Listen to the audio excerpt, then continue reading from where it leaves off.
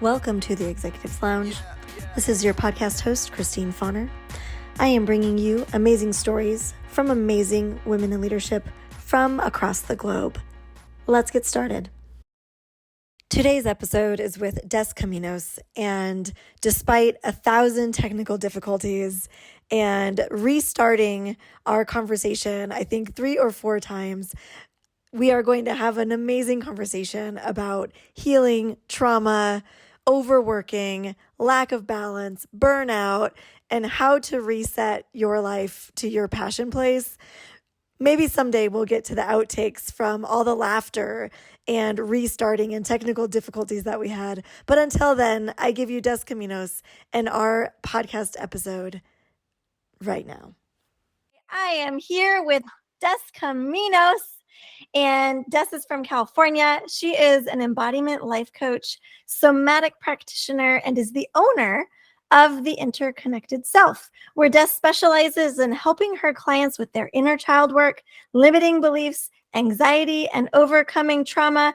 Des, I have been so excited to bring you on board. We first met and it was just like fireworks and energy and so exciting. And I know you just came off of a really energizing couple of days. Hi, welcome to the show. Oh my goodness. Hi. That was so fluid and I was enthralled and I was like, wait, that's me she's talking about. Come back. I'm so happy to be here with you, Christine, and to be sharing these resources with you and such a powerful community that you've cultivated. So thank you for doing that work. Oh, this group is pretty amazing. So we're going to start off, Des. You know, I love to have you tell your story. I'm all about the storytelling, and stories are powerful. So tell us your story and how you got where you are today.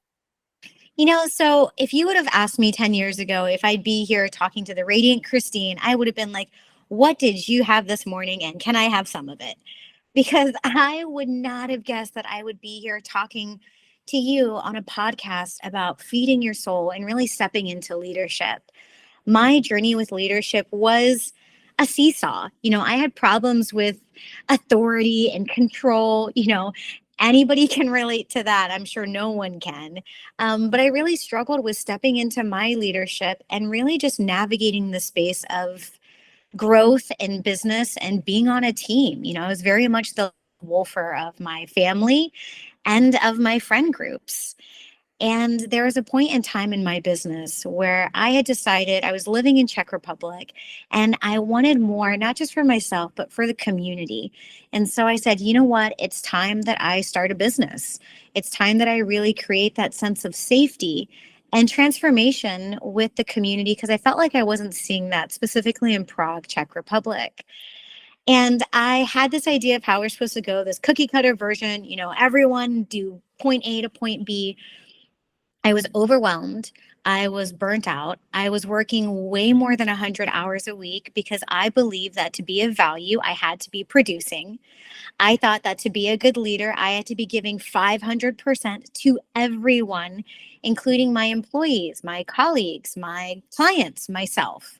And I was in so much physical pain. I hated being in my own mind. So as a result, I was constantly escaping it with more work, alcohol, anything except the good stuff, just really finding these ways to escape. And one day I was about to go on stage with a couple of my students and my employees at a big festival in front of about 300 people. And my back gave out.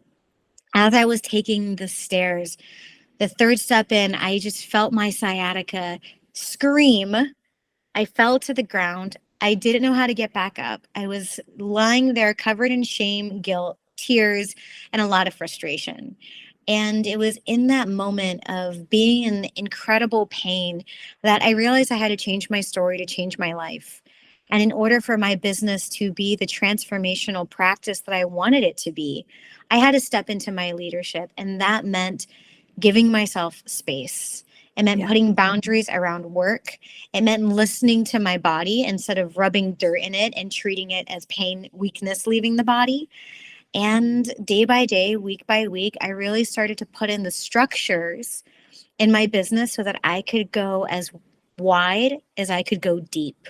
So that way, when things happened, like pain or overwhelm or anxiety, I wouldn't crack under the pressure and fall to the ground and be covered in shame and guilt.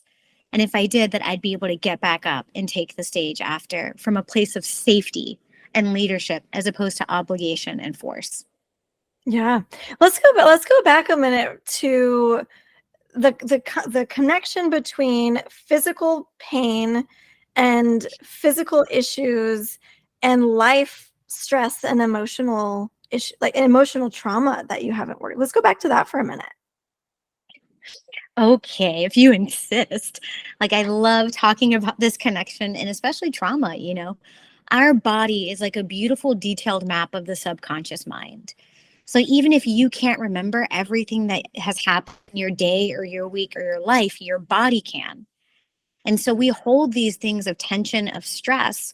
When we start shoulding ourselves, like I should do this or I have to do this, what's actually happening is we're putting our mind in a state of survival. I have to send this email or else you're telling your brain that you'll die, you'll fail, you'll be abandoned, you'll be rejected. Over time, that chronic stress really starts to eat away at the body. It impacts your digestion. You know, for anybody who has had sciatica or lower back pain, or really any time where your body is starting to speak, oftentimes that's a result of just stored stress that we're holding on to. You know, these belief patterns of I have to be producing to be of value that are actually starting to erode at our muscles and our confidence and our self esteem as a result of it. Yeah, and I think this really kind of speaks to where you did step into your leadership. You took your own experience and you took your healing and you started learning from that. Tell me about that. You know, I mean, yeah, I guess you could say I was backed into it. But it was very much that. It was really learning how to reframe leadership and how to reframe life in a way that was sustainable. Because I think, at least for me, I grew up with this idea of, emotions are weak. We don't talk about them. If you want to be a good leader, you don't talk about feeling insecure. You don't talk about anxiety or stress or, overwhelm. And in that place, it just seemed like we were putting so many boundaries and limitations on ourselves. It's hard to, break through that glass ceiling if you're putting the ceiling on yourself of what's allowed and what's not allowed.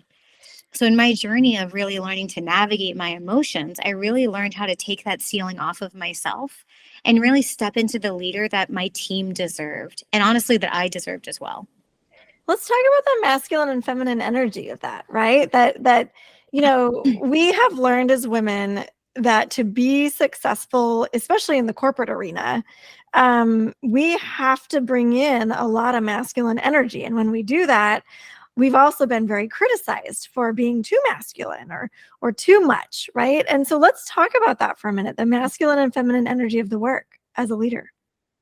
Yeah, and it's so funny because I've definitely gone on this seesaw trying to find the balance because I come from a long line of military family. And so it's very ordered, it's very masculine, it's very structured. And there's so much benefit that comes from tapping into our masculinity, Masculinity is what's going to give us that structure. It's what's going to help us go deep before we can go wide. It's going to be our implementation, our strategies, our launch plans, which is beautiful. But if we're in launch mode all the time, that's also going to be really exhausting. Trying to find how we can bring in that divine feminine, the one that's cultivating and birthing ideas, birthing programs, that's nurturing our clients, taking time for that follow up, that sequence and nurture is really so powerful to get that sustainability and to create that inner sense of harmony and balance. Because we're women, if we're trying to be masculine and trying to be manly, we're going to feel that disconnect. So are our potential clients. And we're really going to start to feel resentment inside of ourselves because we're not showing up fully. We're not tapping into our strengths because we feel like we have to be doing these other things. And again, when we go into that have to, we're telling our brain that if we don't, then we're going to die. We're going into that state of survival. Yeah. I really am. It's so hard to oscillate between the strategic side of business building and the relational side of business building and the joy, creative side of business building. What is your biggest challenge or roadblock right now in your business? My biggest roadblock is definitely delegating. I am a recovering perfectionist, and that sense of delegation is really difficult for me. At first, it was because I really like control, that perfectionist, like focused on the outcomes. I want to control everything. So, really feeling unsafe in that space of delegation. And now that I was really able to kind of work on that wound of control, now I feel this other one of guilt. Oh my goodness, I don't want to bother I've got a VA. I don't want to bother my VA with this request. Like, I can just do it myself. Or I know that she's probably feeling really overwhelmed with that project I gave her 2 months ago. So let me go ahead and do this. So now my biggest challenge is just navigating the safety of delegation. How do I feel safe in giving up that control?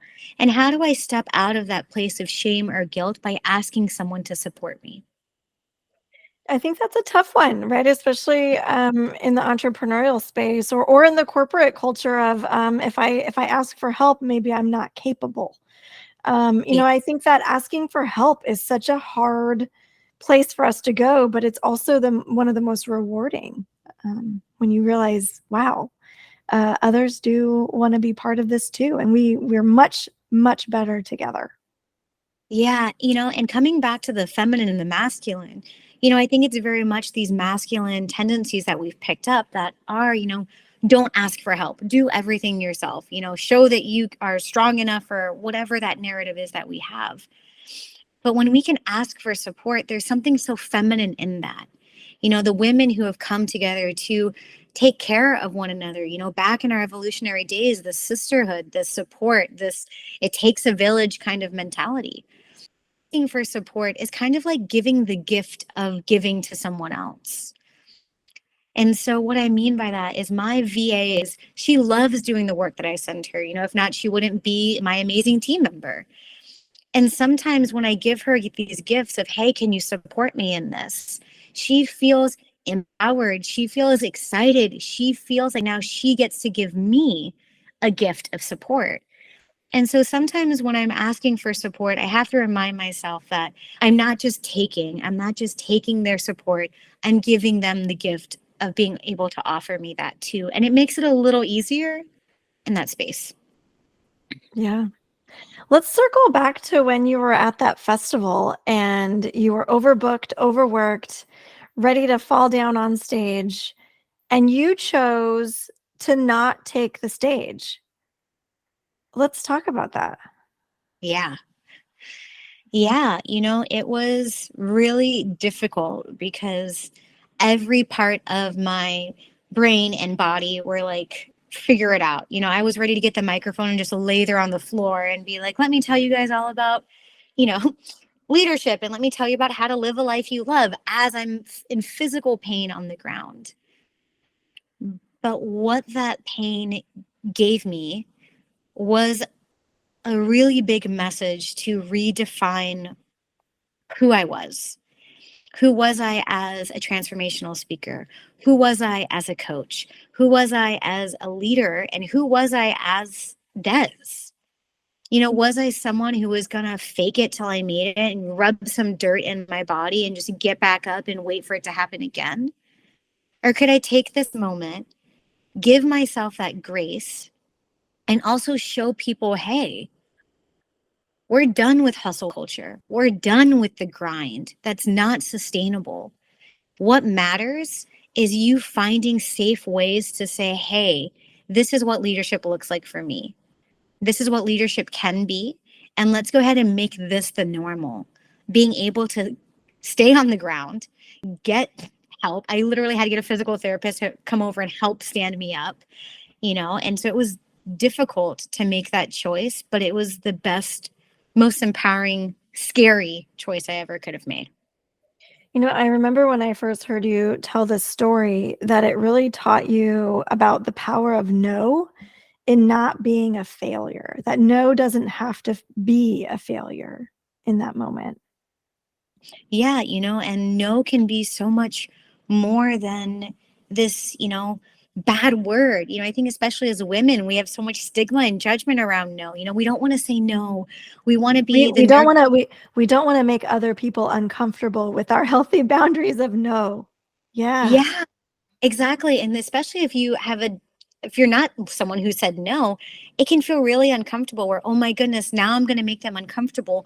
Also, now they have this image or this idea of me. I'm the yes woman. I wear that as a badge of honor. And so if I'm the yes woman and I start saying no, what are they going to think about me? Are they going to trust me? Who am I if I'm not the yes girl? And that no in that moment really felt like a failure. It felt like I'm on the ground. I can't go on stage. I feel like such a failure. But when I actually got the word no out of my mouth, I'm not going up, I felt anything but. I finally felt seen. I felt like I had now the space and the container to heal. And because I wasn't going, I learned so much in that moment of no, of being able to hold space where I'm not taking in any other stimulation or expectation or obligation. I just got to listen to my inner words of wisdom. And I got to reframe that failure as a really powerful step in authenticity, in leadership, and in boundary setting, not just with other people, but within myself.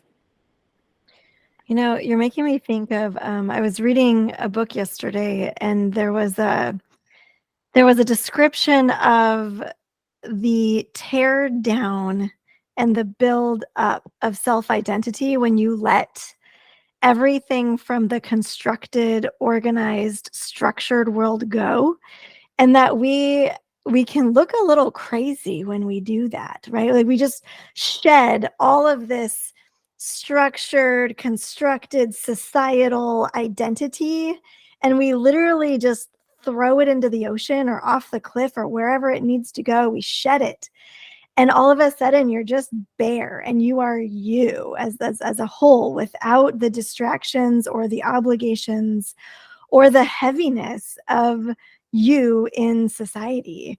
And you're making me think of that like there was this description of total tear down of the systemic you to just be the wild, raw, whole person that you've always been, that you can finally hear again.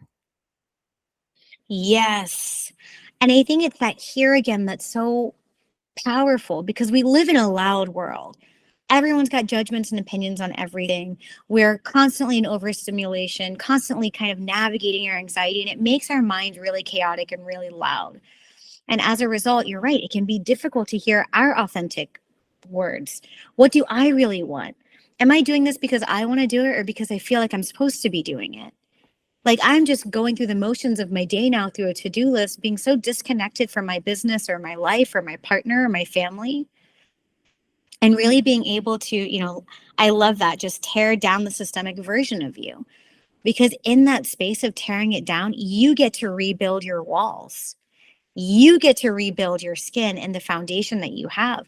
And how different would your life or your business look if you got to create the container for it?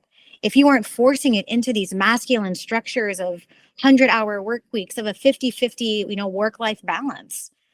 People don't want a 50-50 work-life balance. They want like 70%, personal and 30% work.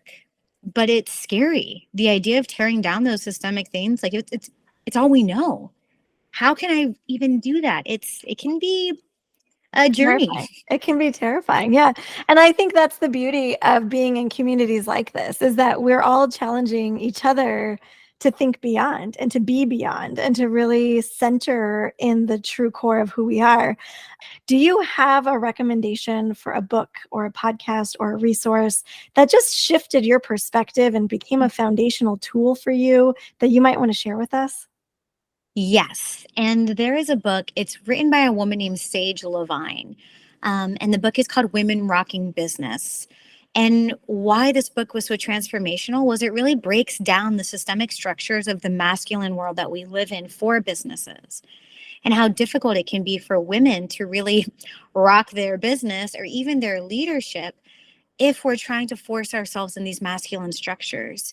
So it really starts talking about how we can use our feminine, how we can step into our femininity and really start to create some structures that are sustainable and safe and really focus on our strengths. And I think that book really changed my life, not just in terms of business, but even personally. You know, I started looking at my story. I started looking at the connection that I was engaging with people. You know, how was I showing up? Was I showing up with value and intention and authenticity, or was I showing up because it's just, you know, part of the to-do list that I was doing throughout the day? Oh, that's so good. Yeah, it's really easy for my type A self to get lost in the task, and you're doing and you're doing, and then you realize, wait a minute, am I being authentic about it? Am I actually doing what I need to be doing? Speaking of doing, Des, what are you up to? What's coming up on your calendar? Where can we find you? What is going on in your world? Great questions. And real quick, I just want to say that human doing, we have to remember that we're human beings first. And so that's always something that really kind of helps me is when I'm in that space of do, I'm like, can I just be a human being for a Oh, moment? I like that. Defining like too.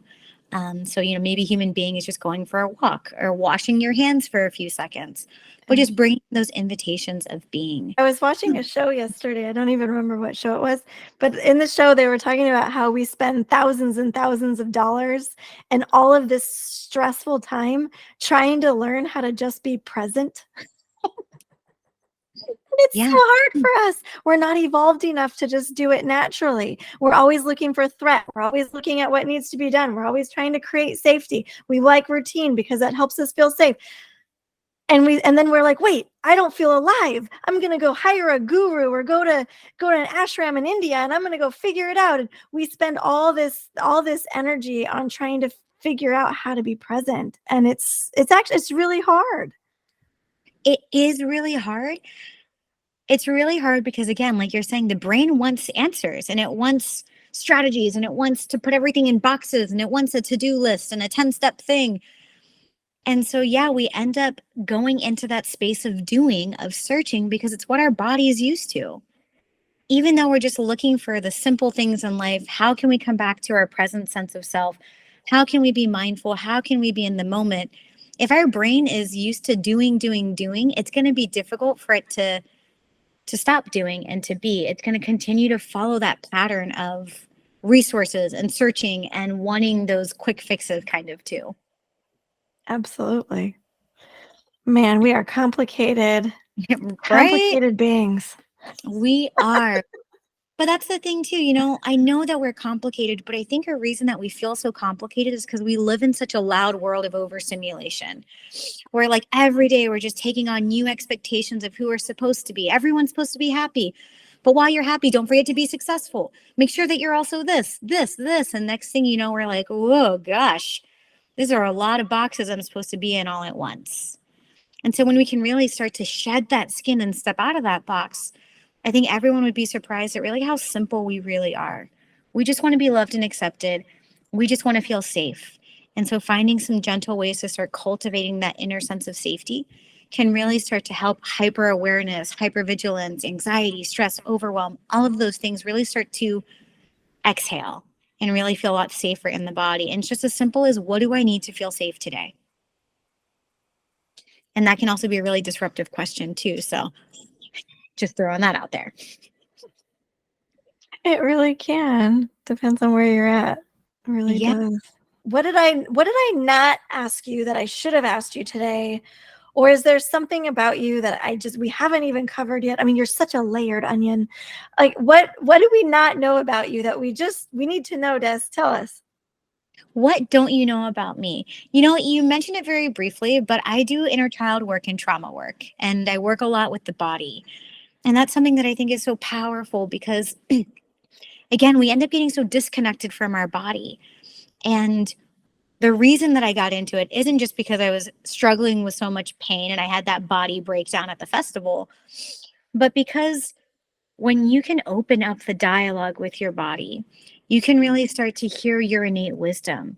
You can hear those parts of you that are whispering for support, that are whispering for healing, you get to hear these parts of you asking for that support, and then you get to use that awareness and turn it into action. Because action or awareness without action is going to leave us feeling stuck, limited, and resentful. And so that's one thing that I just want to share with everybody is I work with the body. And if you are feeling disconnected from your body, which is a totally normal thing, especially for women, because again, we're taught to rub some dirt in it and we get a lot of mixed signals around our body. But if you can start to open up that dialogue, your life will change. Even if maybe you pick one body part a week to talk to, maybe it's your shoulder or your elbow or your eyebrows, but just opening up that dialogue so you can really start to hear where we're holding stress, where we're holding anger. Anger shows up in the body for two reasons. Either a boundary is being violated or we're feeling unseen or unheard. So if we can start to hear the messages of our emotions coming through our body before we let them take over our mind, life can feel a lot safer and you can really feel like you're calming that chaos that might be happening. Everybody needs to have a good conversation with their elbow today and check in and see Yes, please. how are you? I haven't talked to you in so long. Yes, I love talk. I don't know why I always pick elbow because I just think it's like the funniest one because I never pay attention to it unless it gets banged on something. But yeah, just opening up these conversations. Yes. If your elbow could speak back, what would it?